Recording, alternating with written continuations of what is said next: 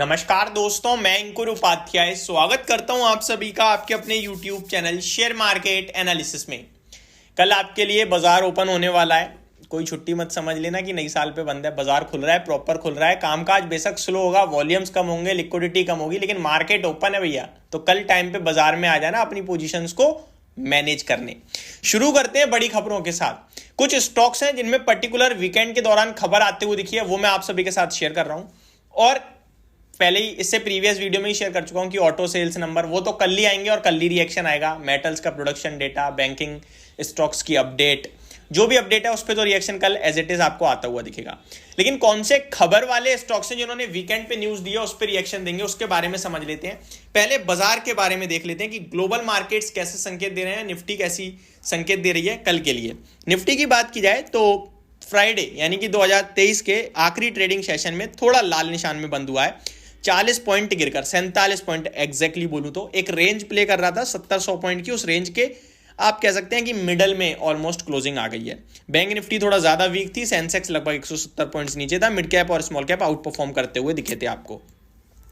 कल के लिए कैसा रह सकता है ट्रेडिंग सेशन? तो देखिए 22,000 एक साइकोलॉजिकल लेवल निकल के आ रहा है मुझे लग रहा है, और वो इतनी जल्दी क्रॉस नहीं होगा, क्योंकि आपने जो 2023 के दिसंबर में देखा है तेजी, वो शॉर्ट कवरिंग भी एक सहारा बनते हुए दिखी जिसने मार्केट को पुश करा ऊपर की तरफ।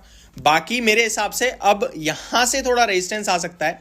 और एफआईआई जो नॉर्मली ऐसा माना जाता है कि लास्ट में जो क्रिसमस के आसपास वाला वीक होता है उसमें थोड़ा सा रुक जाते हैं, प्रॉफिट बुकिंग करते हैं और थम जाते हैं। उनकी बिल्कुल भी थमने की संकेत नहीं आए, उन्होंने दबा के खरीदा है। 4-5 हजार करोड़ की बाइंग दिखी है मेरे को, तो वो तो मार्केट को ऊपर लेके गई। अभी 3-4 तारीख से जब एफआईआई वापस आएंगे तो उनका कैसा मूड माहौल होता है वो सबसे इंपॉर्टेंट होने वाला है मार्केट में। 22,000 का लेवल निकलेगा नहीं निकलेगा वो इंपॉर्टेंट होने वाला है। तो उससे पहले एक डिप आ सकती है लगभग 21,500 या फिर 21,350 के आसपास। तो उसके लिए भी हमें तैयार रखना चाहिए खुद को। ये मैंने आपको ब्रॉडर व्यू बताया है। 22,000 निकलेगा तो फिर और तेजी बन सकती है। बट एक चीज मैं ऊपर कहना चाहता हूं कि यार वन साइडेड भागा है बाजार, थोड़ा तो आपको सावधानी बरतनी ही पड़ेगी। आपको लगेगा कि यार मेरे हाथ से ये भी छूट गया वो भी छूट गया, लेकिन बाजार जब घूमता है ना तो मौका नहीं देता, बहुत शार्प घूमता है। उसके लिए आपको तैयार रहना है। तो मैं यही कहूंगा कि फ्रेश कैपिटल बहुत हैवी ना लगाएं मार्केट में, रिजर्व सरप्लस ज्यादा रखें कि अपने स्टॉक्स को एवरेज कर सके। बाकी लंबा व्यू देखोगे ब्रॉडर तो मार्केट इंटैक्ट है, वन साइडेड है, बुलिश है, बहुत स्ट्रांग है। ठीक है जी।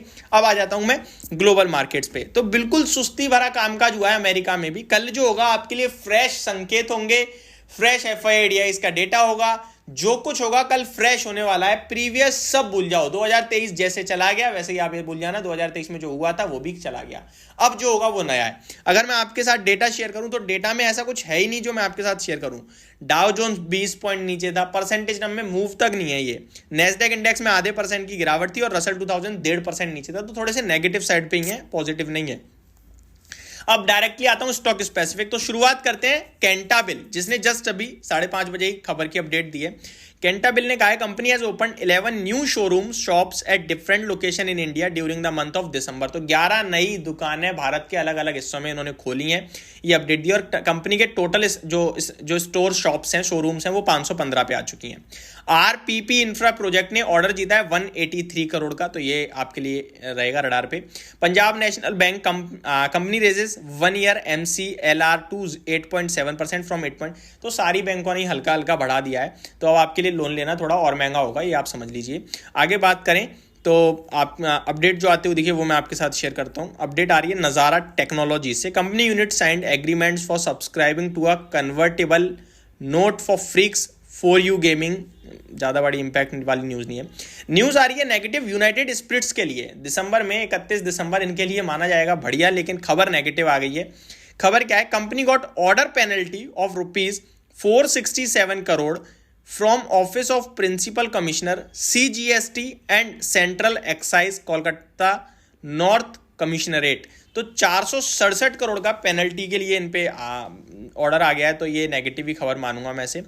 आगे बात की जाए प्रदीप फॉस्फेट्स की खबर है। Company says during startup process there has been a seal leak in ammonia refrigerator compressor in Goa plant. Company says there will be delay in resumption of production by plants. तो नेगेटिव खबर मानी जाएगी इसके लिए भी। माइक्रोटेक डेवलपर्स के लिए खबर आई है, company got GST order for 960 million rupees. Company says there is no material impact on the operation of the company.